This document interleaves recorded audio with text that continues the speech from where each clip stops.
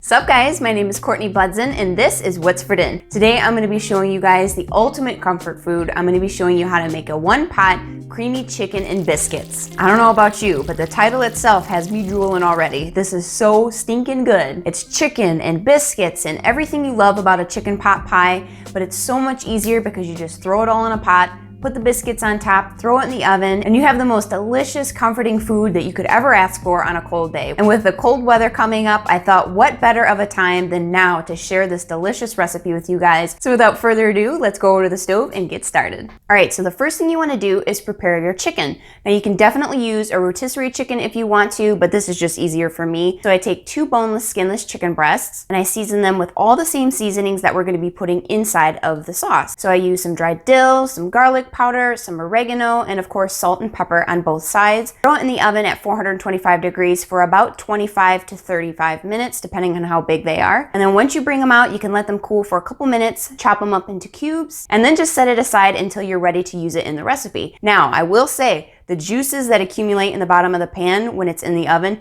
keep those and add it to the sauce because it adds so much flavor. And like I've told you in previous recipes, that if you have the chance to add extra flavor, you better do it, okay? So next we're gonna work on the sauce. Now in my Dutch oven, I have some olive oil and a little bit of butter melting down. And into that, I'm going to add some mirepoix, which is just a fancy way of saying onions, celery, and carrot. Throw that in there. Stop eating my onion. Season that with some salt and pepper. Now I have my heat at about medium high, and I just wanna saute these until they get nice and soft. So about 5 to 8 minutes. So the vegetables have softened quite a bit.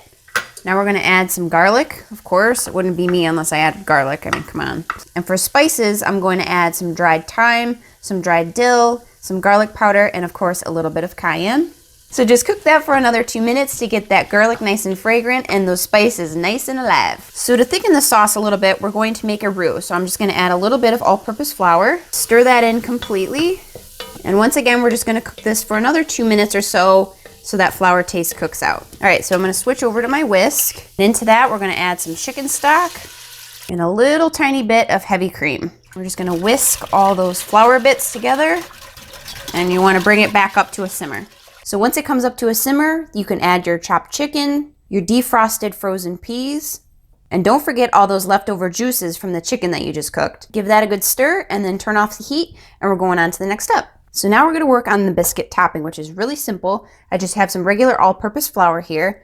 And into that, we're gonna add some baking powder, some baking soda, some salt, some garlic powder, dill, and thyme. I just like to add the seasonings in here as well. We're just gonna whisk that all together. Now to that, I'm going to add some very cold butter that I cubed.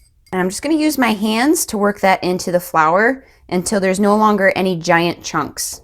Now once that's well incorporated, you're gonna go ahead and add your Parmesan cheese and some fresh parsley.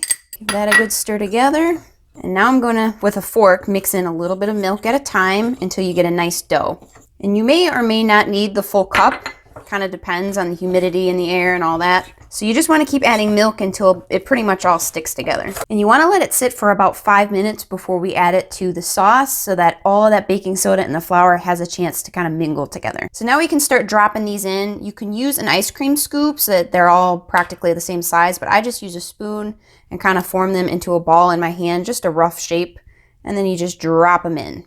And you want to leave a little bit of space in between each one. And it doesn't have to be absolutely perfect because they're all going to puff up pretty big and basically bake right on top of each other. Now I'm putting my Dutch oven straight into the oven. If you don't have an oven safe pot, you can definitely just pour the filling into a casserole dish and then put the biscuits on top. But basically you want them to cover the entire surface of the sauce. So feel free, you can move them around. You're not going to hurt anything. So you want to bake this in a 425 degree oven for about 35 to 40 minutes. You want the sauce to be nice and bubbly, but you want the biscuits to be nice and golden brown on the top. So I'll show you guys what it looks like when it's done, and I can guarantee you, you're going to be drooling like a crazy person because it looks so good, it smells so good, and it dang tastes so good. So, you know, I'll show you what it looks like. I'm losing it, you guys.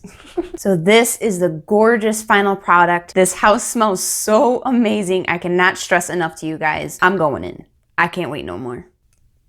So good. I am telling you guys that something's on my lip. This is so stinking good. You will you won't even know what to do with yourself. Like, I don't even know what to say because it is just so flavorful, so delicious. All jokes aside, I hope you guys make this recipe. And if you do want to remake this recipe, just look below in the description box because I have all the measurements as well as the written instructions. And if you did like this video, don't forget to smack that like button. So as always, thank you guys so much for hanging out with me, and we'll see you next time. Oh my god. Oops.